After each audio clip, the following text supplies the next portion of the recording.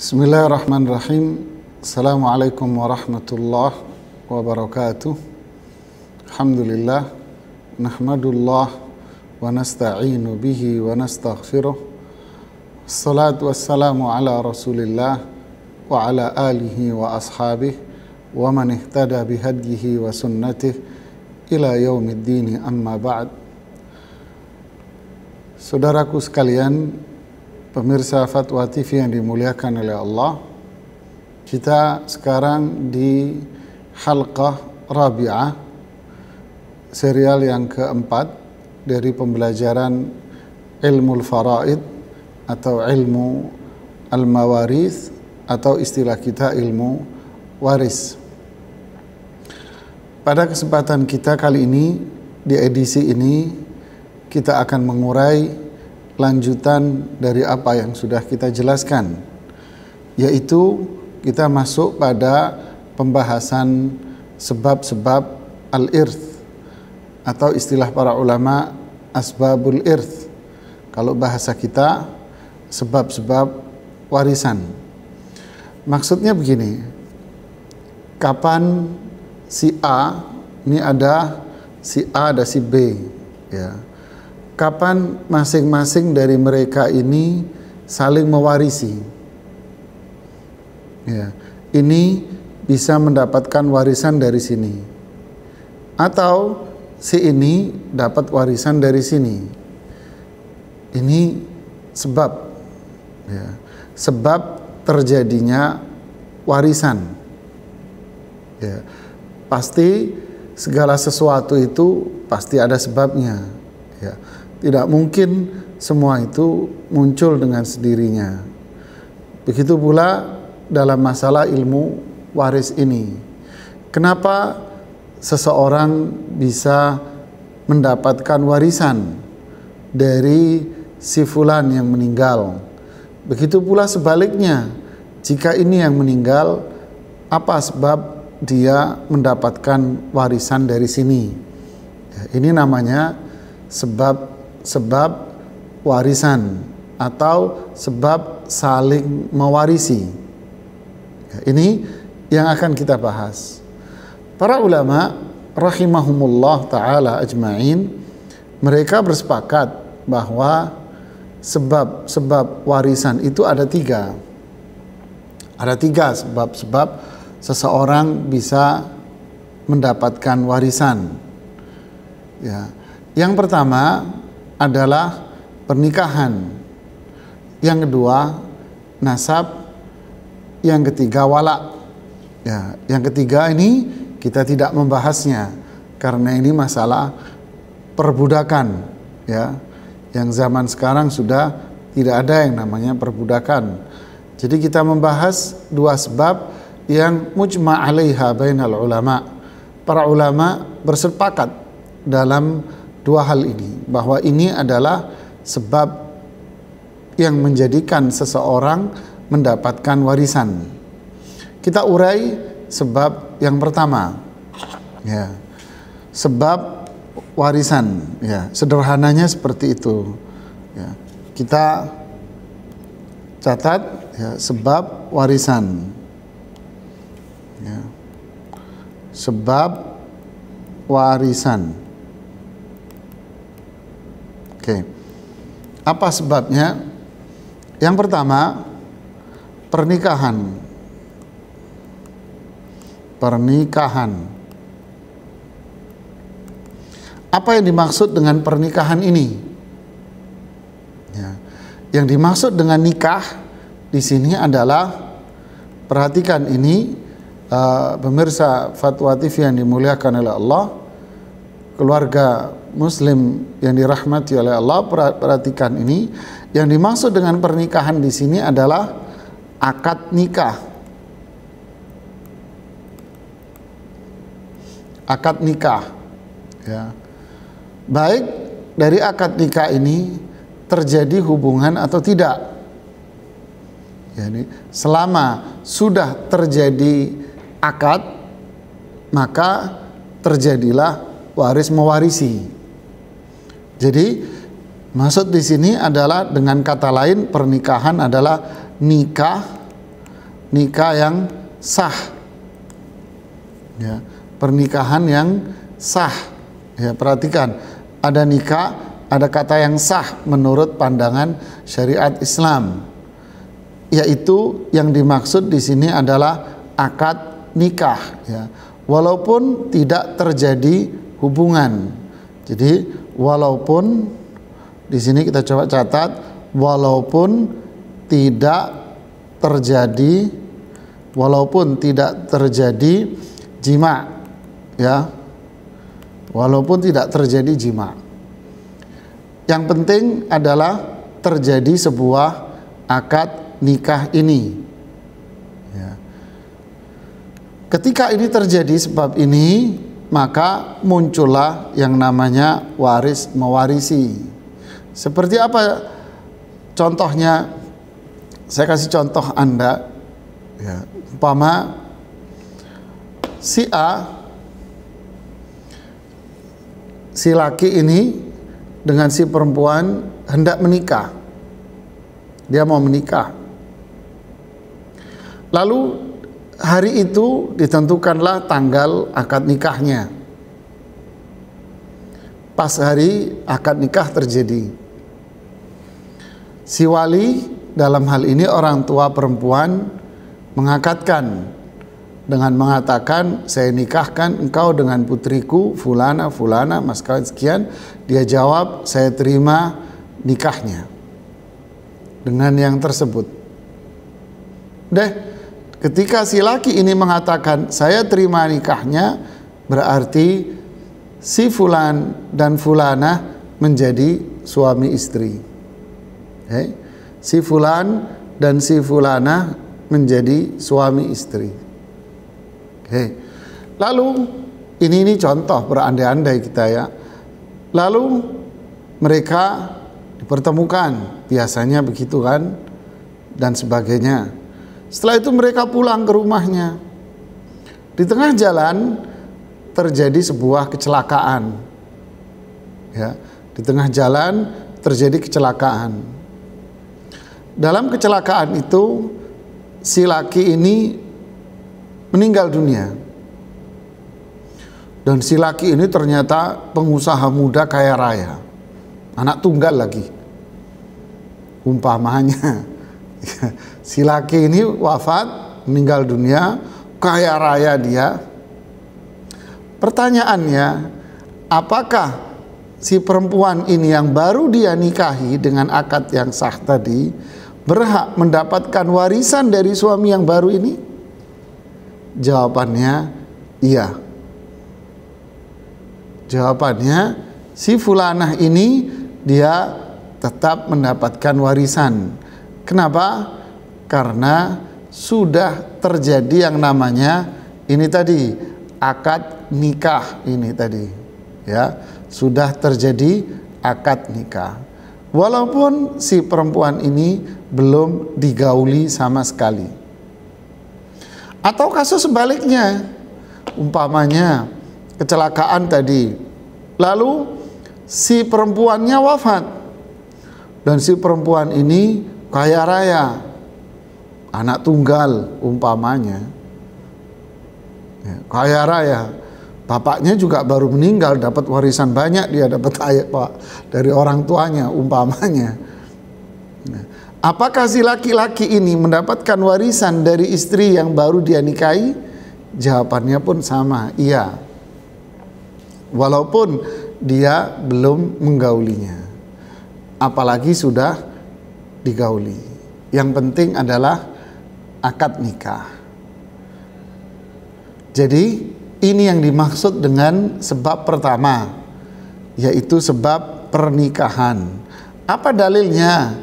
Tentu dalilnya adalah apa yang Allah sebutkan di dalam Al-Quran di surat An-Nisa itu, ayat yang kedua. Di situ Allah mengatakan, walakum nisfu ma taraka azwajukum in lam yakun lahunna walad. Bagi kalian suami-suami akan mendapatkan warisan dari apa yang ditinggalkan oleh istri-istri kalian. Begitu juga sebaliknya, walahunna, ya kan, ar-rubu'u mimma taraktum. bagi kalian istri-istri mendapatkan bagian sekian dari apa yang ditinggalkan oleh suami kalian. Di sini Allah Subhanahu wa taala menyebutkan suami, menyebutkan istri dan juga suami. Berarti pernikahan yang sah sesuai dengan syarat-syarat ketentuan dalam syariat Islam, jika terjadi dalam sebuah akad, maka terjadilah yang namanya warisan, saling mewarisi.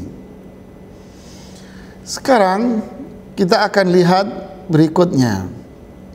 Bagaimana kalau, perhatikan ini keluarga muslim yang dimuliakan oleh Allah, pemirsa Fatwa TV. Bagaimana jika pernikahan ini bubar? Nah, umpama pernikahan ini bubar, kasarnya bubar, artinya terjadi cerai, terjadi perceraian. Lalu salah satu dari pasangan itu wafat setelah perceraian, apakah mereka masih mendapatkan warisan? Nah, kita lihat. Pertama gini, perhatikan di catatan kita, cerai bahasa Indonesianya. Bahasa Arabnya talak. Bahasa Arabnya talak. Talak ini yang kita tahu kan ada dua macam. Ada dua macam talak. Pertama, talak yang disebut dengan talak raj'i. Ada talak yang disebut dengan talak bain. Talak raj'i ini talak apa? Talak yang bisa rujuk, namanya aja raj'i. Ini talak yang bisa rujuk. Ini talak bisa rujuk.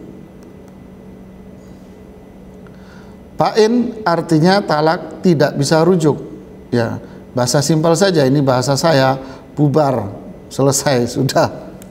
Ini bahasa simpel, nggak bisa rujuk dia. Berarti talak raj'i ini apa? Talak raj'i ini adalah talak satu atau dua. Talak bain apa? Ini talak tiga. Yang selesai, nggak bisa rujuk. Ini maksudnya tidak bisa rujuk. Perhatikan ini penting sekali ini. Jika terjadi talak perceraian tadi ini, lalu talaknya adalah talak bain, yang ini talak bain, maka para ulama bersepakat di sini tidak ada warisan. Maksudnya gimana? Nah, saya jelaskan dulu ini. Jadi kalau talaknya adalah talak bain, talak tiga sudah, maka tidak ada warisan. Kenapa? Ikatan pernikahan sudah tidak ada, udah bubar ini. Tapi kalau talaknya satu atau dua, maka di sini ada warisan. Di sini ada warisan. Kapan? Selama masa iddah. Nah, selama dia di masa iddah. Saya ulangi lagi. Perceraian itu ada dua. Ada talak yang namanya raj'i, ini ada yang talak namanya bain. Talak raj'i disebut raj'i karena dia bisa rujuk kembali. Kenapa bisa rujuk? Karena talaknya satu atau dua kali. Baru satu kali atau baru dua kali. Disebut talak bain, bainunah, artinya sudah selesai, sudah lepas, bubar ini. Maksudnya bubar apa? Tidak bisa rujuk kembali. Dan tidak bisa pula nikah kembali. Dan tidak bisa nikah kembali. Rujuk tidak bisa, nikah seperti semula juga tidak bisa, kecuali dengan persyaratan yang nanti akan dijelaskan dalam fikih pernikahan, dalam konteks yang berbeda. Nah, bagaimana dengan warisannya? Sebabnya Ya. Jika talaknya itu adalah talak bain yang ini, ya, talak bain, maka tidak ada warisan sama sekali. Oke. Jika talaknya 1 dan 2, 1 atau 2, yaitu talak raj'i tadi, rujuk, maka ada warisan. Kapan? Selama berada di masa iddah. Nah, sekarang saya kasih contoh begini. Contohnya, si Mas sama si Mbak, saya pakai bahasa Mas sama Mbak orang Jawa deh. Si Mas ini sama si Mbak ini, suami istri ini berantem, ribut, ini berantem nih, berantem, cerai. Si lakinya ngomong, kamu saya cerai, deh, bubar terus pernikahan. Berarti talaknya berapa? 1.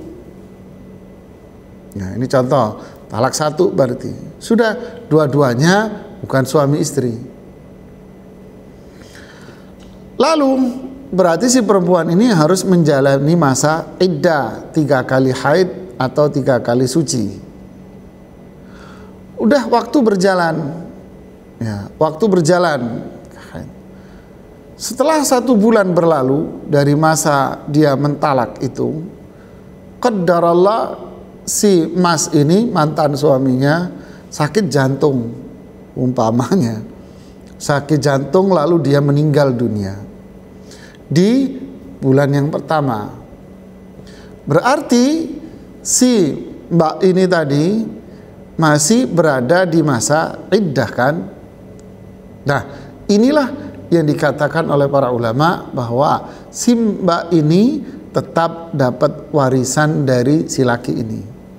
Kenapa? Karena dia masih berada di masa iddah. Oke, cerainya sudah 2 kali. Kasus yang tadi itu sudah kasus yang kedua dia menceraikan. Pun sama, nggak ada masalah. Setelah 1 bulan yang laki meninggal, atau dibalik yang perempuan meninggal. Nah, maaf, ini contoh yang laki meninggal.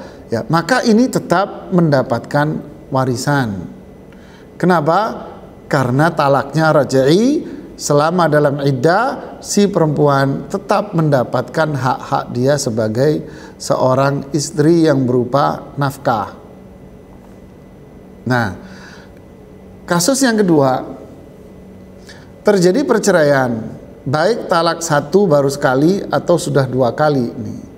Sudah perceraian terjadi dengan mengatakan tadi, kamu saya cerai, dia bubar dia. Masa iddah dia 3 kali haid atau 3 kali suci.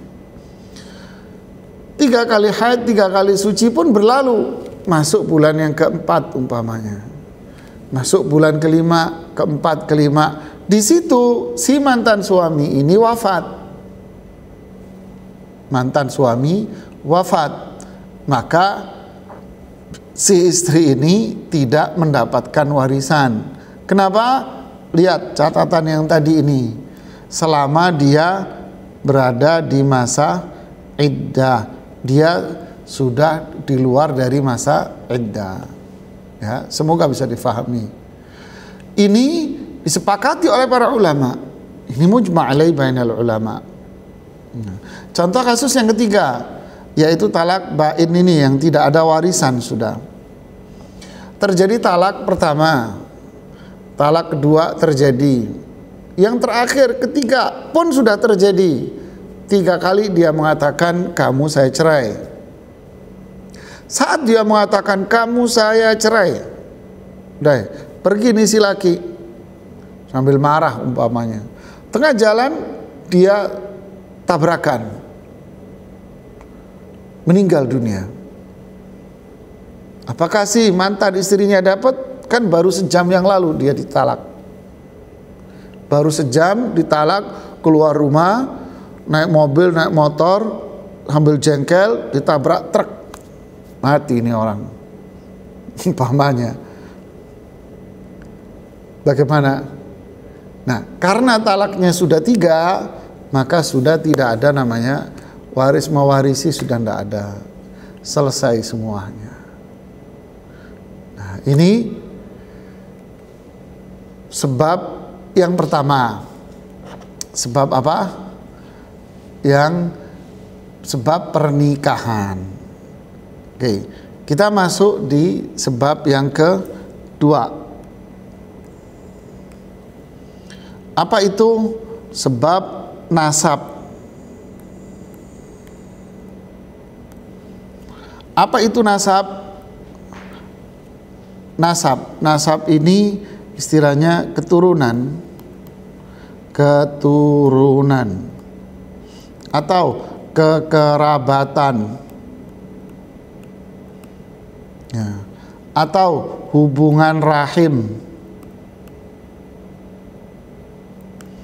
Maksudnya apa? Maksudnya seseorang yang ada hubungan rahim, ya, seseorang yang berasal dari satu rahim, ya, seseorang yang berasal dari satu rahim, baik dekat maupun agak jauh. Ini namanya nasab, ya. Jadi seseorang yang berasal dari satu sumber, satu rahim, ya. Jadi seseorang yang berasal dari satu rahim, baik jauh maupun dekat. Nah, jadi ini yang disebut dengan ikatan nasab, ya. Ini yang disebut dengan ikatan nasab, ya. Dan sebab ini, pemirsa Fatwa TV yang dimuliakan oleh Allah, sebab nasab ini jauh lebih kuat dibanding dengan pernikahan. Kenapa? Karena nasab tidak akan hilang, tidak akan selesai. Sedangkan pernikahan bisa selesai karena faktor perceraian. Sebab nasab ada ketika sejak dia lahir. Jadi dia ada sejak dia bahkan dalam kandungan. Tapi pernikahan tidak, dia ada sejak adanya akad, ya. Jadi nasab ini lebih kuat dibanding dengan pernikahan. Pernikahan melahirkan dua orang yang berbeda, jadilah mereka suami istri yang saling mewarisi. Sedangkan nasab mereka ada sejak kapan? Sejak terlahir dari rahim ini. Bahkan masih dalam kandungan pun dia sudah menjadi ahli waris di situ, ya. Ini yang menjadikan nasab ini lebih kuat dibanding dengan pernikahan. Jadi faham ini dengan baik, bahwa sebab adanya pernikahan adalah apa? Nikah, pernikahan. Sebab adanya warisan adalah pernikahan sama nasab. Ingat, saya ulangi di sini, yang dimaksud dengan nasab adalah apa? Berarti keturunan seseorang yang berasal dari satu rahim, ya. Tentu di sini yang disepakati oleh para ulama adalah siapa yang dilahirkan dari mana? Dari pernikahan yang sah, kan gitu kan? Dari nikah yang sah. Pernikahan yang sah akan melahirkan keturunan, akan melahirkan anak. Jadi setelah dia nikah, habis nikah sebulan 2 bulan dia hamil. Nah, inilah yang disebut dengan anak keturunan atau nasab, ini yang berasal dari satu rahim. Semoga ini bisa difahami dengan baik oleh semua pemirsa Fatwa TV yang dimuliakan oleh Allah, ya. Inilah sebab adanya waris mewarisi. Ada nikah, yaitu akad, lalu dari akad nikah lahirlah keturunan-keturunan, ya. bukan perzinahan. Ingat, dia zina kemudian punya anak di luar perzinahan. Tidak, ini di luar konteks ini. Tapi yang dimaksud di sini adalah nikah dulu, lalu terjadi hubungan yang sah, dari situ maka lahirlah nasab keturunan. Nah, dari nasab keturunan ini melahirkanlah qarabah, kekerabatan, ya, baik jauh maupun yang dekat. Nah, ini sebab adanya waris mewarisi. Nanti kita akan jelaskan pada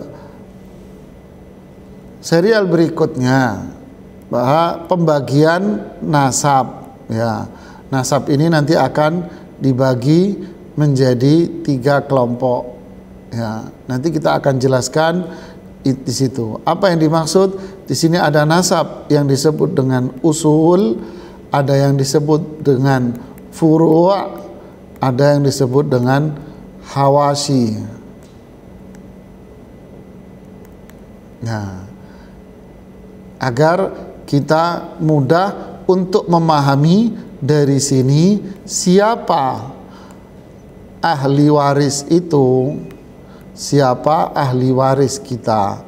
Nah, dari sini kita akan faham, ya, dari sini kita akan memahami ahli waris itu siapa.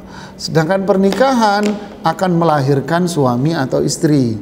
Jadi suami dan istri saling mewarisi, ya, baik yang meninggal suami, istri dapat warisan, atau yang meninggal istri, si suami pun dapat warisan.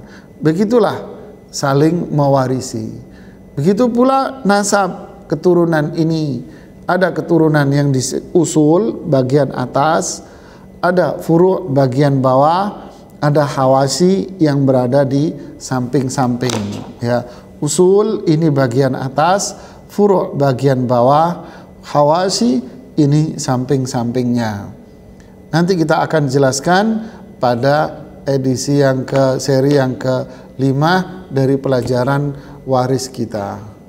Ini yang bisa kita sampaikan pada seri yang keempat ini. Semoga bisa dicerna dengan baik dan difahami dengan baik. Kita tutup dengan doa kafaratul majlis. Subhanakallahumma bihamdik, asyhadu an la ilaha illa anta, astaghfiruka wa atubu ilaik. Wassalamualaikum warahmatullahi wabarakatuh.